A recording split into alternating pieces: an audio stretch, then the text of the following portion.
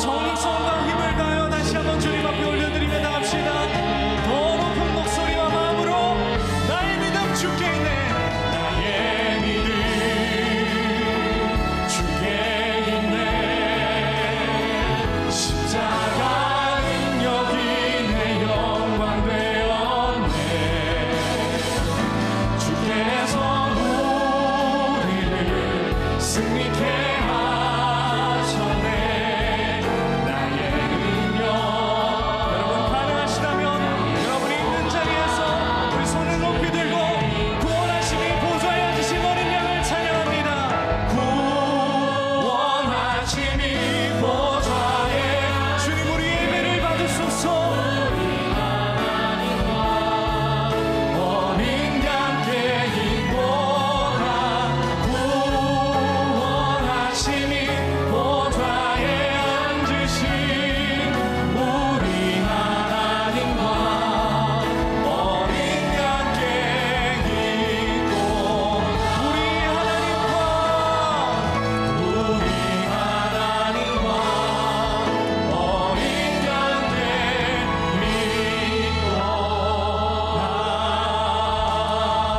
우리의 찬양과 경배를 받으시는 하나님 이 시간 만나기를 원합니다.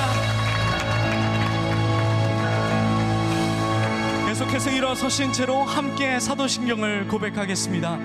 나는 전능하신 아버지 하나님 천지의 창조주를 믿습니다. 나는 그의 유일하신 아들 우리 주 예수 그리스도를 믿습니다.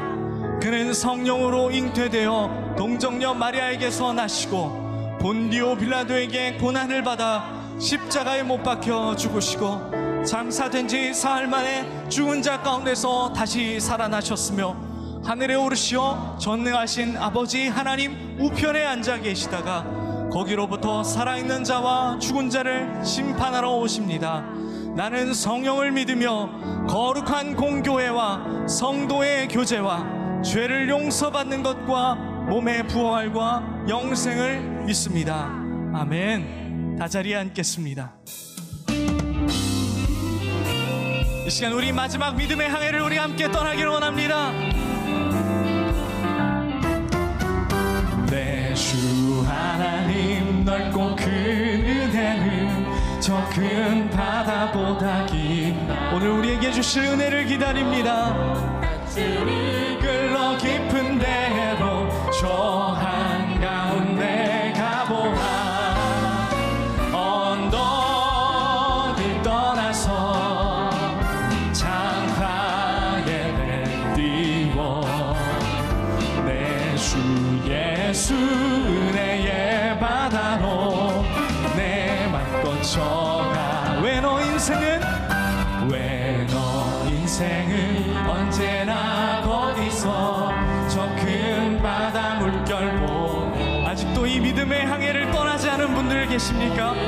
마음에 계속해서 닻을 묶어두고 떠나지 못하는 분들, 이 시간 우리 함께 가길 원합니다. 언덕을 떠나서 장파에 배 띄워 내 주 예수 은혜의 바다. 더 높은 목소리와 더 큰 마음으로. 많은 사람이 얕은 물가에서 저 큰 바다 가려다가 찰싹거리는 작은 파도 보고 마음 약하여 못 가네. 언덕을 떠나서 장파에 배 띄워 내 주 예수 은혜의 바다로 내 맘껏 저 곧 가거라. 자 곧 가거라. 이제 곧 가거라. 저 큰 은혜 바다 향해. 자 곧 내노를 저 깊은 데로 가라. 망망한 바다로 언덕을 떠나서 장파 저 푸르고 푸른 인생의 바다를 우리가 항해할 때 주님 우리와 동행하십니다. 그 믿음의 항구를 향해 우리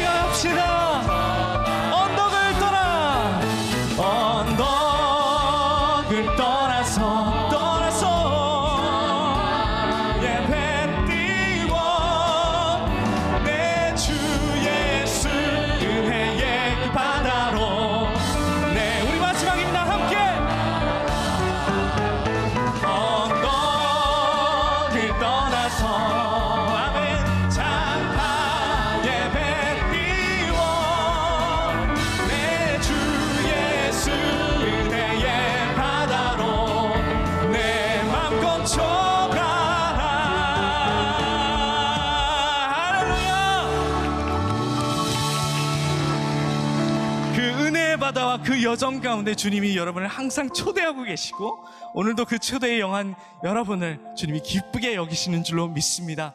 우리 하루하루가 영화 같으면 얼마나 좋을까요? 영화같이 정말 좋은 부분만 우리의 삶 가운데 가득하면 좋겠는데 우리의 인생은 그렇지가 않은 것 같습니다. 수고해야 하고 일을 나가야 하고 싸워야 하고 또 우리의 일 가운데 수많은 수고와 괴롭힘들 또 어려움들이 우리 삶에 가득합니다. 그러나 그 하루하루가 모여서 정말 주님의 것 그리고 예수 그리스도의 삶을 산다는 것, 그리스도인의 삶을 산다는 것이 그 하루를 통해 결정됩니다. 여러분 이제 선한 능력으로라는 찬양을 하실 텐데 여러분 하루 또 하루가 새롭다고 말하시고 또 믿음으로 일어날 일이 기대된다고 말씀하시면서 그 가운데 혹시나 여러분 가운데 믿음을 잃어버리고 또 기대를 잃어버리고 아무 소망과 기대 없이 살아가는 여러분의 마음이 변화되기를 간절히 소망합니다.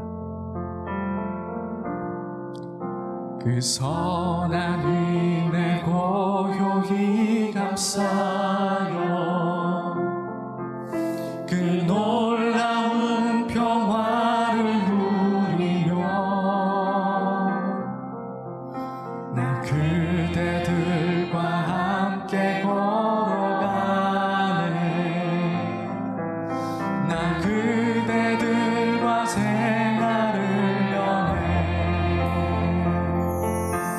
지나간 어물 어둠의 날들이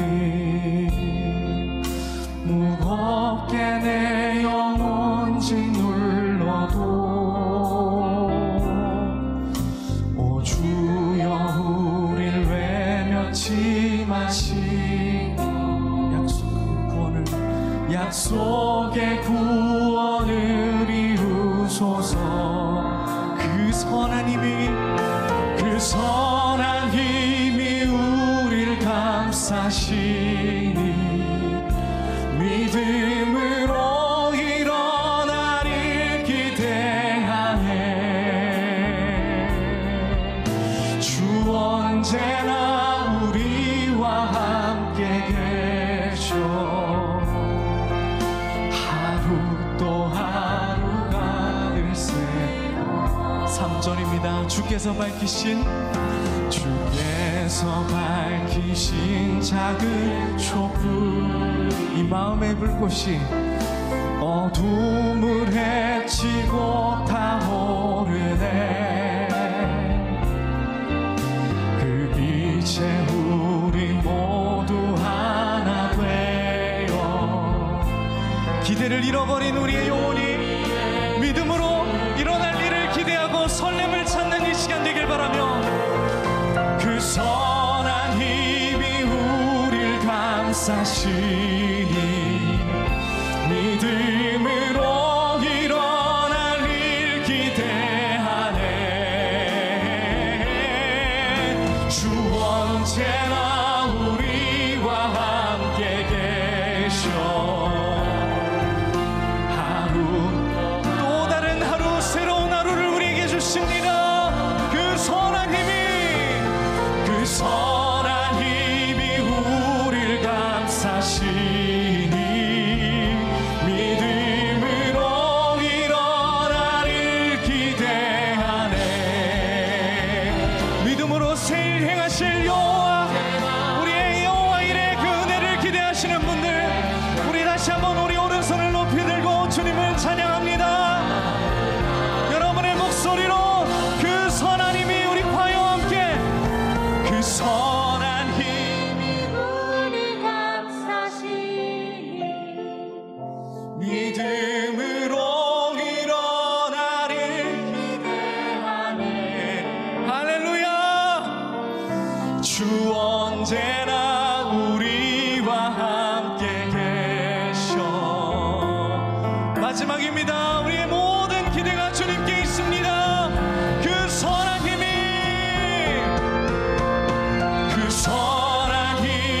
우릴 감싸시니 믿음으로 일어날 일 기대하네 주 언제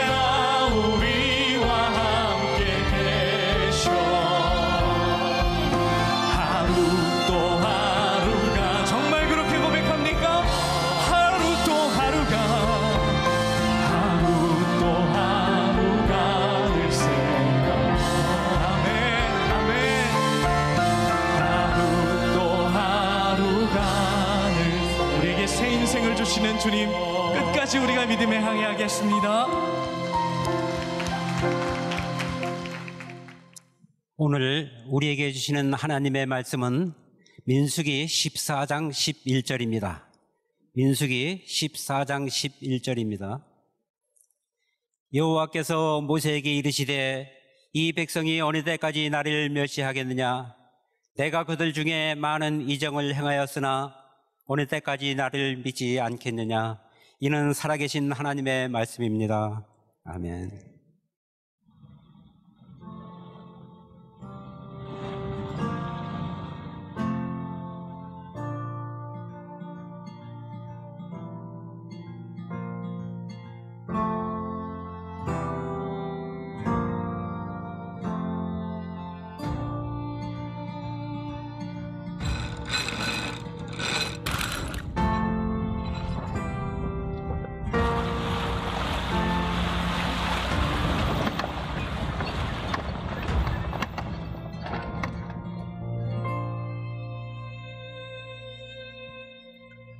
오늘 믿음으로 우리 함께 항해하는 인생 시리즈 마지막 시간, 제목은 불신의 옷을 벗으라, 이런 제목입니다. 오늘 마지막 시간에 우리는 다시 한번 우리의 신앙이 믿음으로 올바른 항해를 하고 있는지 우리의 모습을 살펴볼 수 있는 시간이 되었으면 좋겠습니다. 아니면 우리는 불신 가운데 있는지 우리들의 모습을 보았으면 좋겠어요. 어느 정신병원에서 있었던 이야기라고 합니다. 어떤 분이 와서 그 의사 선생님에게 물었습니다. 정상적인 사람과 정신적으로 조금 문제가 있는 사람을 어떻게 구분합니까? 그랬더니 의사 선생님이 이렇게 얘기를 해요. 먼저 욕조에 물을 가득 채우고 그 욕조를 비우도록 그 사람에게 숟가락과 찻잔과 양동이를 줍니다. 그랬더니 물었던 사람들이 알겠습니다. 정상적인 사람이라면 숟가락보다는 양동이로 물을 비우겠군요. 그랬더니 의사 선생님이 아니요, 정상적인 사람은 욕조에 배수구 마개를 뺍니다. 이렇게 대답을 했다 그래요. 괜히 얘기했나 보다. 네. 그 사람이 어떤 사람인지 이렇게 진단하는 것, 무언가를 보면 알겠죠. 우리 신앙인들에게는 그 사람의 믿음이 어떤가를 보면 상태를 알 수 있을 것 같습니다. 우리가 하나님의 인도하심을 받을 때는 우리의 믿음이 그렇게 이렇게 필요한 것처럼 느껴지지 않죠. 그러니까 우리의 삶에 아무 문제가 없어요. 그러면 믿음이라는 것이 굳이 없어도 우리들이 신앙생활 잘할 것 같습니다. 믿음이 필요한 순간은 어떤 때인가? 무언가 잘 보이지 않을 때, 우리의 길이 보이지 않을 때죠. 그러니까 오늘 예배를 드리는 여러분들 가운데도 진짜 믿음이 필요한 순간을 맞이하는 사람이 있을 거예요. 예를 들어보죠. 옛날에 사람들이 항해를 할 때는 뭐 나침반이나 이런 게 없을 때 대개 별을 보고 이렇게 가죠. 그 중에 북극성, 그 위치, 그거를 보면 되는 겁니다. 근데 북극성을 보고 여행을 하고 항해를 할 때 제일 힘든 게 뭐냐? 이 북극성을 보고 그렇게 항해를 해서 쫙 가는데 거리가 별로 좁혀지지 않습니다. 계속 그 거리가 유지되는 것 같으면 힘들어요. 내가 언제까지 가야 될까? 또 하나, 북극성이 낮에 해가 뜨면 보이지 않습니다. 근데 우리는 알아요. 거기에 있는 건 아는데 보이지 않으면 힘이 드는 거죠. 마치 믿음이 그렇습니다. 우리들 눈에 보이지 않고 사라져버릴 때, 우리들이 생각한 기간이 다 지나갈 때 우리의 믿음이 굉장히 힘들어집니다. 우리만 그런가요? 성경에 있는 가장 중요한 사건, 여러분 창세기부터 요한계시록까지 중에 가장 중요한 사건 중에 하나를 들면 이스라엘 백성들이 출애굽하며 건넜던 홍해입니다. 성경에는 이 홍해를 건넜던 사건을 굉장히 중요하게 취급하고 있고, 또한 죽음에서 생명으로 넘어가는 그 기적을 상징하기도 하죠. 이스라엘 백성들이 출애굽해서 홍해를 건너고 그들은 40년 동안 광야를 유랑했어요. 근데 참 놀랍죠? 그 광야 가운데서 하나님이 많은 기적을 행하여 주셨습니다. 하나님의 약속이 분명히 드러난 것은 40년 광야 기간 동안 하나님의 역사를 통해서입니다. 그런데 동일하게 가장 분명하게 그 광야 가운데서 이스라엘 백성의 불신앙도 드러나고 있습니다. 자, 오늘 우리가 읽었던 민수기 14장은 이 부분을 잘 이해하려면 민수기 13장과 14장을 이렇게 다 보아야 됩니다. 여기에 어떤 구절이 나와 있냐면 홍해를 건너서 광야를 지르는 이스라엘 백성들이 1년 만에 가데스 바네아에서 저기 가나안 땅을 정탐합니다. 모세가 12명의 정탐꾼을 보냈던 게 13장에 나와 있고요. 그 보고를 하고 그 보고를 듣고 사람들이 화를 내고 모세와 아론을 죽이려고 하는 장면이 민수기 14장에 이어지고 있습니다. 바로 그 상황 가운데서 일어나는 일이에요. 민수기 14장은 하나님의 약속을 확인하는 시간이었습니다. 사실 하나님께서 가나안 땅을 정탐하고 오라라고 하는 것은 정탐하라는 의미가 아니라 내가 너희에게 주기로 한 그 땅을 확인하고 오라라고 하는 것이었죠. 그런데 하나님의 약속을 믿지 못했던 사람들은 그 땅을 정탐하고 와서 원망하고 불평했던 것을 보게 됩니다. 이 이스라엘 백성들의 눈에는 하나님의 기적이 눈에 보일 때는 하나님을 찬양하고 믿는 것처럼 보였지만 하나님의 공급이 끊어지거나 그들이 생각했던 약속의 시간들이 이루어지지 않으면 그들은 불평과 원망을 했어요. 근데 이 모습을 우리의 삶에 그대로 적용해 보세요. 우리는 언제 감사하고 언제 원망하고 언제 불평합니까? 가만히 보면 사실 하나님을 믿는 그 믿음보다는 우리들에게 지금 어떤 일이 일어나고 있느냐에 따라 우리의 감사와 불평과 원망은 늘 이렇게 갈라지는 것 같아요. 오늘 본문 말씀은 이스라엘의 불신앙에 대하여 하나님께서 살아계시다고 하는 것을 분명하게 드러내는 장면입니다. 그런데 하나님의 살아계심, 하나님의 인도하심이 오늘 뭐를 통해 나타나고 있냐면 그들의 불신앙에 대하여 하나님이 심판하시겠다. 이 무서운 말씀 가운데 하나님의 살아계심을 증명하고 있는 거예요. 제가 말씀을 준비하며 보았던 이야기인데 1800년대 중반, 그러니까 1833년에 태어나서 1899년에 세상을 떠났던 잉거솔이라고 하는 미국의 무신론자가 있습니다. 그는 철학자였고 많은 강연을 했던 사람입니다. 그러니까 1800년대 중반에 강당에서 강의하는 것, 그런 거를 좀 상상해야 될 것 같아요. 이 사람은 무신론자였고 강의를 할 때마다 하나님은 없다고 늘 이야기하는 사람이었습니다. 그런데 어느 날 강의를 하다 그의 강의의 클라이막스에 이르렀을 때에 이 사람은 하나님께 도전합니다. 이렇게 이야기를 했다 그래요. 하나님이요, 나는 당신에게 5분의 시간을 주겠어. 내가 지금부터 5분 동안 당신을 저주하고 욕할 것인데 만약 당신이 살아있다면 나를 어떻게 하든지 하시오. 그리고 그는 5분 동안 입에 담을 수 없는 욕을 가지고 하나님에 대하여 저주하고 욕을 합니다. 5분 동안 아무런 일이 일어나지 않았어요. 그는 의기양양하게 사람들에게 이야기합니다. 여러분, 저를 보십시오. 이만하면 하나님이 존재하지 않는다는 증거가 분명하지 않습니까? 자, 영화의 한 장면을 생각해 보세요. 그때 저 뒤에서 한 신사가 나오면서 앞으로 나오면서 이렇게 이야기합니다. 나는 하나님이 계시다고 믿는 크리스찬입니다. 내가 감히 당신의 연설에 대하여 평가한다면 당신은 오늘 하나님이 존재하지 않는다는 것을 입증한 것이 아니라고 생각합니다. 단지 당신은 하나님과 아무 상관이 없는 사람이라고 하는 것을 많은 사람 앞에서 증명했을 뿐입니다. 내가 믿는 하나님은 당신의 자녀를 그냥 내버려 두시는 분이 아니십니다. 내가 잘못하면 징계하고 심판하시는 분이 하나님이십니다. 그런데 하나님은 당신의 그 말에 대하여 침묵하셨습니다. 하나님은 당신에 대하여 관심이 없으시다는 의미입니다. 여러분, 로마서 1장 28절에 보니까 이런 말씀이 있어요. 또한 그들이 마음에 하나님 두기를 싫어하며 하나님께서 그들을 그 상실한 마음대로 내버려 두사 합당하지 못한 일을 하게 하시고. 참, 이게 우리가 어떻게 설명해야 될지 모르지만, 제가 합리적으로 설명할 수 없지만 하나님이 버리신 사람이 있다는 거예요. 하나님이 택한 사람이 있다는 거예요. 하나님이 택한 자는 하나님이 그냥 두시지 않습니다. 여러분, 이스라엘 백성들이 하나님이 택하셔서 가나안 땅으로 인도하는 과정에 그들의 불신앙을 참으셨습니다. 그들을 버리지 않으셨어요.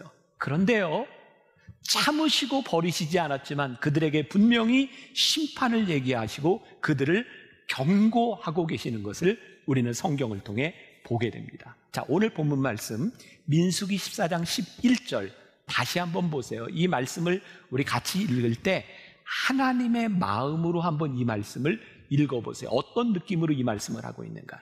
자, 시작. 여호와께서 모세에게 이르시되 이 백성이 어느 때까지 나를 멸시하겠느냐. 내가 그들 중에 많은 이적을 행하였으나 어느 때까지 나를 믿지 않겠느냐. 굉장히 하나님이 답답해하고 계시는 거예요. 내가 어느 때까지 너희를 참아야 되겠느냐. 그들의 불신앙을 바라보며 하나님이 답답해하시는 모습을 보게 됩니다. 자, 그 이재철 목사님이 쓴 비전의 사람이라는 책에 나오는 이야기입니다. 이 사하라 불꽃이라고 하는 책을 쓴 샤를 드 푸코라는 사람이 있습니다. 그는 본래 프랑스의 군인이었다고 합니다. 그는 어느 날 예수님을 인격적으로 만났고 사하라 사막에서 원주민들에게 복음을 전하다가 원주민들에게 살해를 당한 사람입니다. 그의 책에 보면 이런 질문이 있습니다. 그가 책에서 이런 질문을 했어요. 하나님을 믿는 그리스도인에게 가장 어려운 일은 무엇입니까? 자, 하나님을 믿는 여러분들에게 가장 어려운 일은 무엇입니까? 그는 책에서 묻고 자기가 대답합니다. 하나님을 믿는 그리스도인에게 가장 어려운 것은 하나님을 믿는 일입니다. 하나님을 믿는 그리스도인들에게 가장 어려운 일은 하나님을 믿는 일입니다. 하나님을 믿는 게 쉽지 않습니다. 우리들이 원하는 방식대로 하나님을 믿으려 하기 때문에 하나님을 믿는 것이 쉽지 않습니다. 그러면 우리들에게 들어오는 이 불신앙, 하나님을 믿지 않는 이 불신앙들은 왜 우리들에게 찾아오는 것일까? 저는 이 불신앙을 유발하는 바이러스가 있다라고 생각하는데, 불신앙이 무서운 것은 하나님의 분노를 유발하는데, 오늘 하나님께서 말씀하고 있는 어느 때까지 너희들이 나를 멸시하겠느냐, 하나님을 믿지 않는 그것에 대하여 하나님을 멸시한다고 말씀하고 있는데, 하나님은 인내하고 참으시지만 결국 믿음의 사람을 세우시고, 하나님이 인내하고 참으시지만 때가 되면 하나님이 심판하신다는 것을 분명히 우리들에게 말씀하고 있어요. 자, 민수기 14장 12절, 바로 그 다음 절입니다. 오늘 읽었던 본문 다음 절 한번 같이 읽어봅니다. 시작. 내가 전염병으로 그들을 쳐서 멸하고 내게 그들보다 크고 강한 나라를 이루게 하리라. 하나님이 지금 무서운 말씀을 하시는 거예요. 그들의 불신앙에 대해서 뭐라고요? 내가 전염병으로 그들을 쳐서 멸하고 내게 그들보다 크고 강한 나라를 이루게 하리라. 얼마나 불신앙, 하나님 앞에 원망과 불평을 하는지 하나님이 이들을 다 없애버리고 모세에게 더 큰 민족을 너로 하여금 이렇게 세워주리라 말씀. 여러분, 성경을 우리들이 이해할 때 잘 이해해야 합니다. 하나님께서요, 우리들에게 심판하시겠다라고 하는 이 말은 무슨 말이에요? 잘해라, 이런 말인 거 아시죠? 제가 가끔 설교하다가 여러분들에게 여러분 좋은 말로 할 때 들으세요, 이렇게 웃으면서 이야기하죠. 그러나 이 말이 굉장히 무서운 말인 거 알죠? 이 웃음 뒤에는 좋은 말로 안 하면 나쁜 말로 할지 몰라요, 이런 말이라는 거. 돌아가신 저희 아버님이 저에게 늘 얘기하시던, 인격적으로 얘기할 때 들어. 그때 안 들으면 무슨 일이 일어나요? 비인격적인 일이 일어난다는 것. 우리와 관계되어 있는 하나님은 우리를 그냥 두시지 않는다는 거예요. 자, 여기 전염병으로 너희를 다 멸할지도 몰라 라고 하는 말을 우리들이 잘 이해해야 돼요. 저희 조카가 있어요. 저희 형이 미국에서 이제 회계사 변호사를 하다가 이렇게 한국으로 왔기 때문에 우리 조카 아이들은 오랫동안 미국에서 살다 이제 한국에 와서 처음 중학교를 다닐 때였어요. 이놈이 한국말도 잘 못하고 한국 문화도 잘 모르는데 우리나라의 이제 중학교를 처음 들어가게 된 거예요. 미국은 우리나라보다 학교가 좀 자유롭고 자기 표현들을 잘하죠. 근데 이놈이 아마 수업 시간에 뭔가를 이렇게 하고 있었던 것 같아요. 자기가 이렇게 뭐 수업과 관계없는. 그랬더니 선생님이 와서 우리 조카한테 그랬대요. 그래, 계속해라. 그랬더니 얘가 계속했대요. 그래가지고 되게 맞은 모양이에요. 말귀를 못 알아들으면 맞는 거예요. 그죠? 자, 오늘 하나님께서 전염병으로 그들을 쳐서 멸하리라, 이 말씀은 뭐예요? 멸하시겠다는 말씀이에요? 아니요. 너희들 잘해라. 너희들의 불신앙으로부터 돌아오라는 말씀이에요. 하나님은 우리의 불신앙을 참아주시지만 고의로 불신앙을 고집하며 계속해서 나아갈 때는 참는 것으로 끝나는 것이 아니라 하나님의 심판이 있어요. 언제까지 우리들이 이 불신앙으로 살아갈 것인가? 제가 교회에서 우리 이제 사역자들, 우리 직원들에게 이렇게 강의할 때 종종 이런 이야기를 합니다. 사람은 누구나 실수할 수 있습니다. 저도 실수합니다. 그래서 실수하는 것은 얼마든지 용납해주고 익스큐즈 할 수 있어요. 그런데 그 실수가 몇 번 계속해서 반복되면 저는 그것을 실수라고 생각하지 않습니다. 그것은 반복되는 실수는 나태와 태만과 고의가 들어있기 때문입니다. 여러분, 우리가 하나님 앞에서 실수할 수 있다고 하는 것은 누구나, 연약한 인간으로서 누구나 실수할 수 있어요.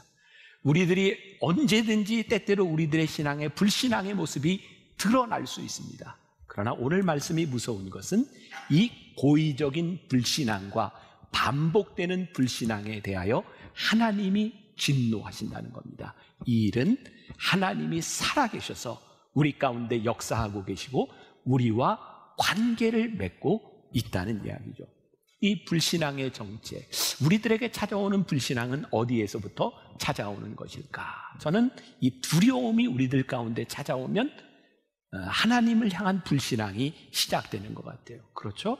갑자기 두려운 일이 생기면 우리는 하나님을 바라보기보다는 주변의 무언가를 생각하고 무언가를 의지하려고 하죠. 제가 말씀을 준비하면서 그런 생각이 들었어요. 지난 2년 동안 우리가 코로나19 바이러스 때문에 얼마나 많이 힘들었습니까?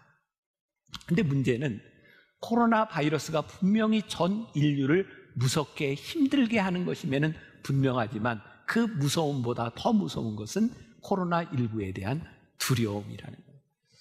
여러분, 우리가 조심하고 위생적인 것, 서로를 위해 배려해야 되는 것, 이거 굉장히 중요한 일이지만 우리들이 주의해야 되는 것은 분명하지만 두려움으로 인하여 두려움 가운데 빠지는 것은 옳은 일이 아니라는 생각이 들어요. 우리들 모두 다 그렇죠. 건강에 대한 염려들을 합니다. 그러나 건강에 대하여 염려하는 것과 건강의 염려증에 빠지는 것하고는 조금 다른 것 같아요. 저도 건강을 굉장히 많이 신경 씁니다. 왜냐하면 제 마음 가운데는 늘 그런 생각이 있어요. 하나님, 건강을 제 마음대로 할 수 있는 것은 아니지만 제 마음의 소원이 있는데 제가 살아있는 동안, 숨 쉬는 동안 제가 하나님의 일을 할 때 가능하면 건강하게 하고 싶습니다. 그래서 건강을 많이 신경 씁니다. 그러나 건강이 내 마음대로 되지 않습니다. 저는 그런 고백을 합니다. 하나님, 제가 죽을 때는 죽을 때가 된 거죠? 전 그렇게 믿습니다. 내가 죽을 때는 죽을 때가 된 겁니다. 여러분, 안 죽을 사람 한번 손 들어보세요. 다 죽을 거죠? 기분 나쁜가 보다. 죽을 거라고 얘기하니까. 여러분, 여러분들의 죽을 때는 여러분들이 죽을 때가 돼서 죽는 겁니다. 아멘 하세요. 여러분, 죽을 때 되면 죽는 거예요. 그러니 생명이 우리에게 달린 것이 아니니 우리가 살아가면서 죽음과 건강에 대한 두려움이 아니라 우리들이 조심하고 우리들이 최선을 다해 살아야 되지만 이 모든 것이 하나님께 달려있다고 하는 믿음을 가지고 살아가지 않으면 이 두려움이라는 놈이 우리 가운데 찾아와서 우리의 믿음을 언제 빼앗아갈지 모르는 거예요. 이 두려움의 역병, 이 두려움은 하나님을 보지 못하는 것 때문에 우리로 하여금 두렵게 만드는 것. 그러니까 이 두려움이 우리들에게 찾아오는 또 원인을 생각해 보니까 이게 의심인 것 같아요. 의심. 이스라엘 백성들이 가나안 땅에서 12명의 정탐꾼들이 가나안 땅으로 갔을 때 왜 그들이 두려워했을까? 하나님께 대한 의심이 생긴 거죠. 왜? 가나안 땅에 들어가서 보니까 그 커다란 아낙 자손들과 그 땅의 풍성함들을 바라보며 우리가 저 땅을 차지할 수 있을까? 의심이 들어오니까 두려움이 그들에게 확 들어오죠. 로마서 8장 35절부터 37절까지 보면 이런 말씀이 있어요. 누가 우리를 그리스도의 사랑에서 끊을 수 있으리요? 환난이나 곤고나 적신이냐 고난이나 그 어떤 것도 우리를 그리스도의 사랑에서 끊을 수 없느니라. 그리스도의 사랑에서 우리를 어떤 것도 끊을 수 없다고 하는 하나님의 약속, 하나님을 붙들고 있다면 그 아낙 자손들 때문에 의심하거나 그 의심으로 인하여 두려움이 찾아오지 않았을 텐데 우리들이 하나님을 의심하고 있는. 자, 예수님께서 친히 우리들에게 말씀하셨어요. 목자는 양을 위하여 목숨을 버리거니와. 우리 주님이요 우리를 위해 목숨을 버려주신다고 약속하신 거예요. 여러분들 중에 기억하는 분이 있는지 모르지만 9.11 테러 이후에 그 뉴욕의 월드 트레이더 센터가 막 무너지는 것을 보면서 많은 사람들이 두려움을 가졌죠. 언제 우리들에게 어떤 일이 일어날지 모른다. 여러분, 만나교회 예배를 시작하기 전에 꼭 이 화면에 여러분들에게 비상구 이렇게 안내해 주는 거 보시죠. 그게 9.11 테러 이후에 우리 교회에도 여러분들에게 안전을 이렇게 알려주는 그런 광고를 여러분들에게 늘 합니다. 가만히 생각해 보면 우리들에게 어떤 일이 일어날 줄 모르는 거예요. 자, 죄송합니다. 이런 상상을 해서 여러분 예배를 드리다가 이 건물이 무너질 수도 있는 거예요. 여러분들이 살고 있는 집이 언제 무너질지도 모르는 거죠. 그런 두려움이 우리들에게 있네요. 그때 저는 월드 트레이드 센터가 무너지고 그 건물이 무너지는 것을 보면서 여러분 그때 가장 스타가 됐던 사람들은 소방관들이었어요. First in, last out. 처음으로 들어가서 마지막에 나온 그 소방관들이 많이 죽었습니다. 하나님께 물었습니다. 하나님, 만약에 우리 교회에서 제가 교인들과 어디를 갔다가 그런 일을 당한다면 저는 first in, last out을 할 수 있겠습니까? 그리고 우리 교회 목회자들과 함께 문서를 하나 만들어서 여러분들에게 읽었던 기억이 납니다. 우리는 어떤 일이 있어도 교인들과 함께 하고 우리는 first in, last out을 할 것입니다. 아무리 생각해도 저는 그럴 것 같아요. 우리 교인들과 함께 어떤 일이 생긴다면 나는 나 살겠다고 도망갈 사람 같지는 않아요. 내가 교인들을 살리고 그 자리에 함께 있을 사람이지 나 도망갈 그런 사람은 아닌 것 같다. 여러분, 여러분들과 함께 하고 있는 이 육신적인 목자도 그런 생각을 하고 있는데 우리 주님께서 우리들에게 약속해 주신 게 뭐냐면 목자는 양을 위하여 목숨을 버린다라고 우리들에게 말씀해 주셨어요. 누가 우리를 하나님의 사랑에서 그리스도의 사랑에서 끊을 수 있으리요?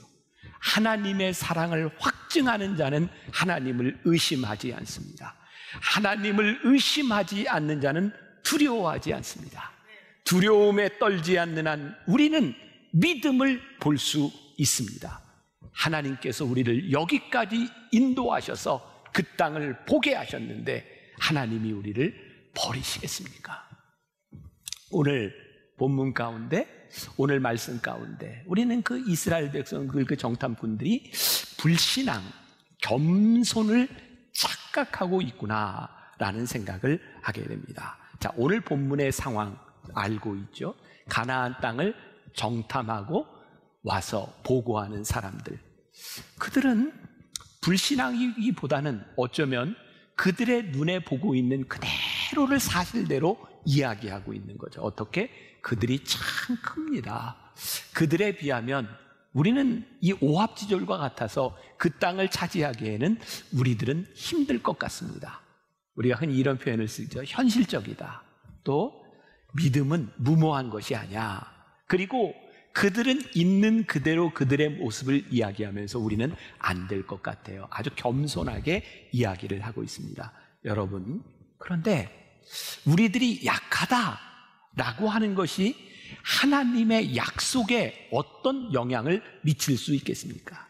단지 겸손을 가장한 약함은 하나님을 믿지 못하는 불신앙 이외에 아무것도 아니라는 거죠. 진정한 겸손이란 뭘까요? 민수기 14장 8절에 보니까 여호수아와 갈렙이 이렇게 이야기하고 있죠. 여호와께서 우리를 기뻐하시면, 그들도 똑같은 것을 보았고 그들에 비하면 우리들이 약하다고 하는 것을 알았어요. 그러나 여호와께서 우리를 기뻐하시면 그들은 우리의 밥입니다. 약함을 인정하지만 하나님의 능력을 신뢰하는 것이 겸손입니다. 하나님을 신뢰하는 겸손이야말로 그것이 믿음입니다. 하나님은 오늘 우리들에게 너희들의 약함을 보이라는 것이 아니라 하나님을 신뢰하는 겸손을 보이라고 말씀하고 있어요. 겸손은 지나온 과거에 있었던 하나님의 위대함을 인정하는 사람들의 행위가 겸손입니다. 자, 지금 그 가나안 땅을 앞에 놓고 이스라엘 백성들이 커다란 아낙 자손들을 보았어요. 그러나 홍해를 건너게 하시고 반석에 물을 내시고 매일 만나를 주셨던 하나님을 그들이 기억한다면 그들이 어떤 믿음의 고백을 할 수 있을까요? 자, 흥미로워요. 위기의 순간에 10명은 불신앙을, 2명은 믿음을 나타내죠. 오늘 여러분들의 삶에 분기점이라는 것이 있어요. 가장 중요한 순간, 우리의 믿음을 드러낼지 아니면 우리의 불신앙이 드러날지. 우리가 가장 약한 순간에, 우리의 위기의 순간에 이 분기점이 옵니다. 그러나 우리는 약하지만 하나님이 어떤 분이신지를 인정하며 우리의 믿음을 보이라고 말씀하고 있어요. 오늘 본문을 통해 또 하나 우리들이 보게 되는 것이 있어요. 이 이스라엘 백성들이 하나님께 대하여 직접 불만을 이야기하지 않지만 모세와 아론을 죽이고 다른 지도자를 세워 돌아가려고 했던 거죠. 근데 하나님은요, 모세와 아론을 핍박하고 그들을 죽이는 것을 바라보며 그들이 나를 대적하고 있다라고 말하고 있어요. 자, 여기서 이제 여러분들이 오해하지 말고 잘 들어야 되는데, 이 말씀을 들으면 이렇게 이제 또 여러분 마음속에 상상이 되겠죠. 저 목사님을 대적하면 하나님을 대적하는 것이야. 제가 그렇게 설교하면 이제 여기서부터 이단으로 이제 빠지는 거예요.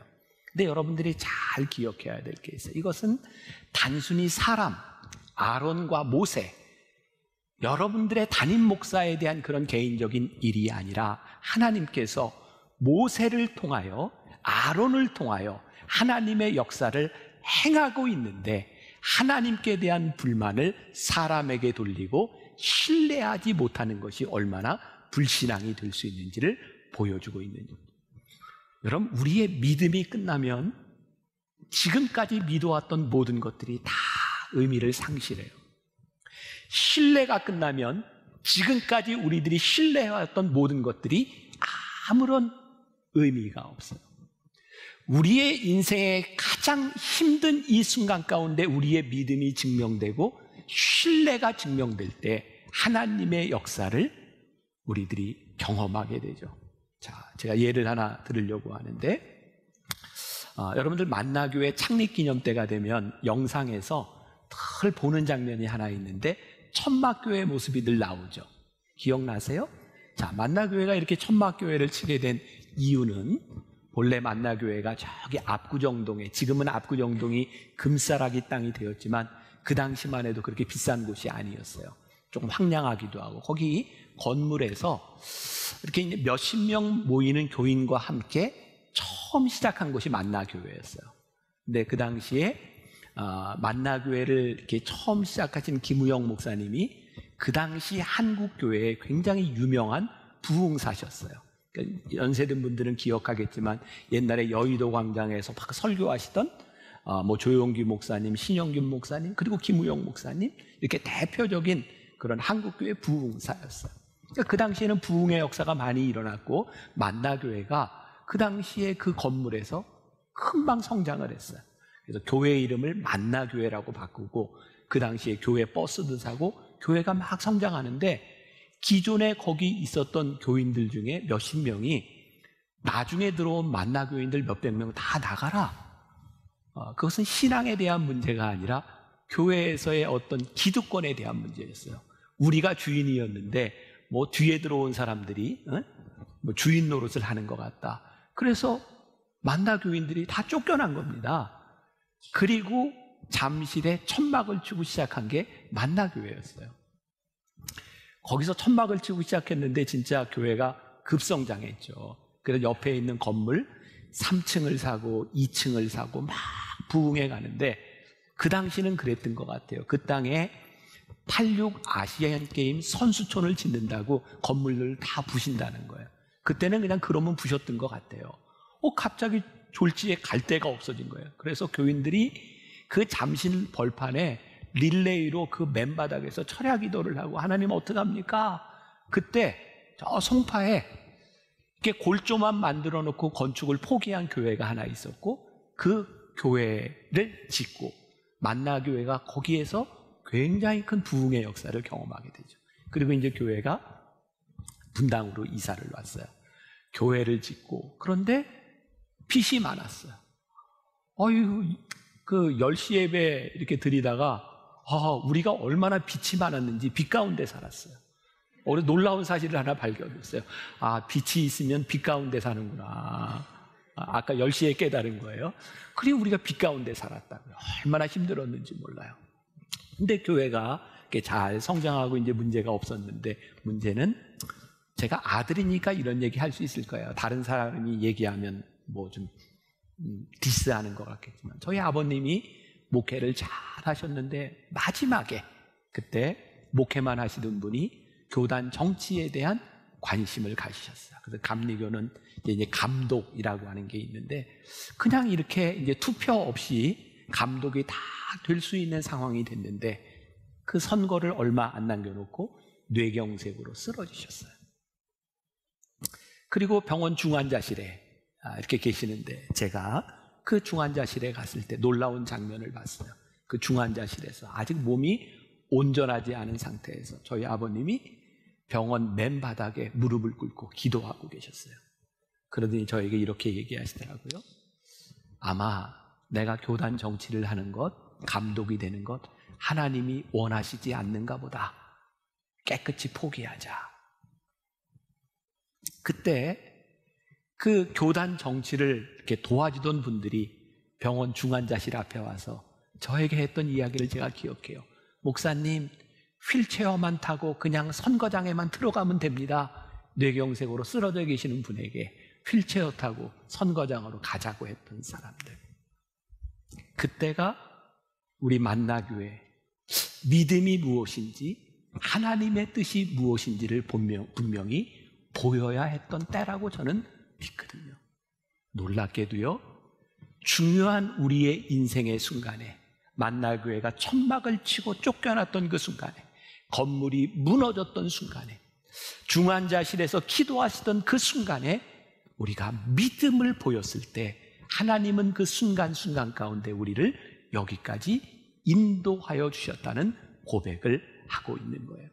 모르겠어요. 하나님께서도 인정하시겠죠? 지금까지 우리 만나교회의 역사 가운데 우리들이 중요한 순간에 믿음을 보이며 여기까지 왔다면 오늘 여러분들의 삶에 그대로 적용한다면 여러분들의 인생에 지금 가장 중요한 믿음의 순간, 인생의 분기점을 맞이한 사람들에게 오늘 믿음을 보이지 않는다면 우리들이 불신앙의 길을 계속해서 가고 있다면 하나님께서 우리를 심판하실지도 모른다. 그 심판은 우리를 버리셨기 때문이 아니라 우리를 버리시지 못하기 때문에 우리를 심판하실지도 모른다는 거예요. 여러분, 이스라엘 백성이요, 그 가데스 바네아에서 홍해를 건너서 1년쯤 방황하고 가데스 바네아에서 정탐꾼을 보냈는데, 하나님께서 그것을 정탐하라고 하는 것이 아니라 그들이 이것은 너희에게 준 땅이야, 확인하고 오라는 거였는데, 그들이 믿음으로 고백했다면 바로 가나안 땅에 들어갈 수 있었을 텐데, 그들이 믿음으로 고백하지 못함으로 인하여 38년을 더 방황하다가 가나안 땅으로 들어갔다. 우리가 하나님을 믿으며 믿음을 보이며 살아간다는 것이 왜 중요하냐면, 믿음으로 우리들이 가나안 땅에 지금 들어갈 수도 있고, 우리들이 불신앙으로 인하여 고난을 당하고 하나님의 징계를 받을 수도 있다는 것이 얼마나 중요한 일인지 몰라요. 믿음? 제가 한 가지 이야기를 하고 말씀을 마칩니다. 제가 이제 그 자료를 이렇게 찾다 보니까 그런 이야기가 있더라고요. 어떤 사람이 실험을 했어요. 횡단보도를 건너는데 그 중간쯤에서 한 사람이 중간에 딱 쓰더니 하늘을 향해 이렇게 손가락질을 하는 거예요. 그러니까 사람들이 그 사람을 바라보고 그리고 그냥 다 지나가요. 두 번째 실험. 횡단보도 중간에서 두 사람이 하늘을 향해 손가락질을 딱 하니까 사람들이 두 사람 이상한 사람들이네. 그리고 지나가요. 세 번째 실험. 횡단보도 중간에서 세 사람이 동시에 손을 딱 올리니까 지나가던 사람들이 다 하늘을 봐요. 3명 이상이 손가락질을 하면 사람들이 그 방향을 쳐다본다는 거예요. 그러면 성경에 삼겹줄이라는 말이 있어요. 우리가 코로나로 인해서 예배를 드리지 못한 것, 저는 이거보다 큰 손해를 입은 게 있다. 우리 주변에 믿음으로 함께 살아갈 삼겹줄을 잃어버린 것. 그러니까 우리가 다시 회복해야 될 굉장히 중요한 것이 있는데, 함께 믿음으로 이 길을 걸어갈 믿음의 동역자들을 우리들이 붙들고 이 믿음의 길을 같이 가야 되는 거예요. 한 사람, 두 사람, 세 사람, 내가 바로 그 믿음으로 가는 사람이 되면 누군가 주변에 있는 사람들이 함께 믿음으로 그 길을 가게 될 것이라는 거예요.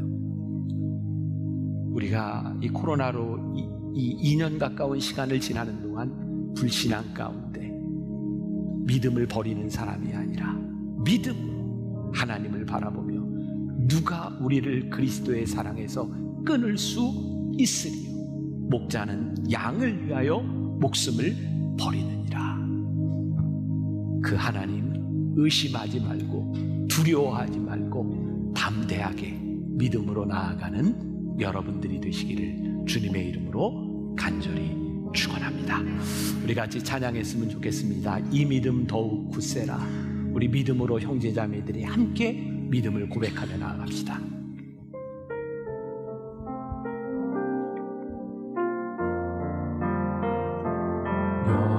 여기에 모인 우리 주의 은총받은 자여라. 주께서 이 자리에 함께 계심을 아노라.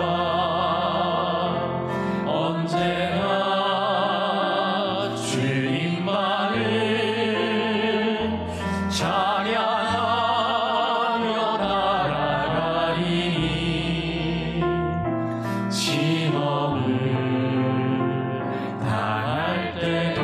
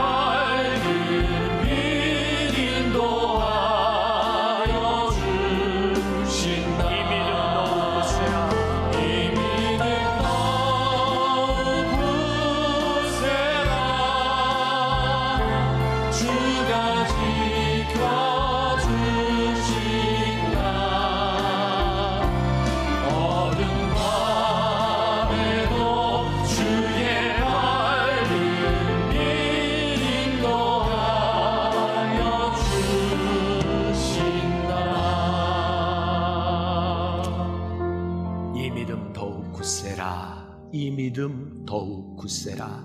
하나님, 우리 성도들 가운데 사망의 음침한 골짜기를 지나가며 우리의 믿음을 보여야 되는 순간을 맞이하는 사람들이 있을 것입니다. 하나님, 지금까지 살아왔던 우리의 인생을 바라보며 역사하셨던 하나님을 고백하며 의심하며 두려움 가운데 빠지는 사람들이 아니라 믿음으로 고백할 수 있는 사람, 우리를 누가 그리스도의 사랑에서 끊을 수 있으리요 담대하게 선포할 수 있는 사람들이 되게 하여 주옵소서. 우리의 인생을 믿음 가운데 반전시키시고 믿음 가운데 새롭게 역사하시는 하나님을 고백할 수 있는 우리 성도들이 되게 하여 주옵소서. 다음 주에 우리들이 추수감사로 예배를 드립니다. 주님, 잃어버렸던 감사, 지금까지 함께 하셨던 하나님의 은혜, 깊은 감사로 고백하며 하나님을 인정하며 드리는 추수감사 예배가 되게 하여 주옵시고, 우리 성도들이 함께 만나 믿음의 삼겹줄을 이루는 역사가 다시 시작되게 하여 주옵소서. 지금은 우리 주 예수 그리스도의 은혜와 하나님 아버지의 무한하신 사랑과 성령의 인도하심이 믿음으로 이 세상을 향해 담대히 나아가는 당신의 사랑하는 모든 백성들 위해 지금부터 영원까지 함께 하시기를 간절히 축원하옵나이다. 아멘. 지금은 미디어 선교를 위한 헌금 시간입니다. 이 예배를 통해 삶 가운데 은혜와 회복이 충만하시기를 간절히 기도합니다.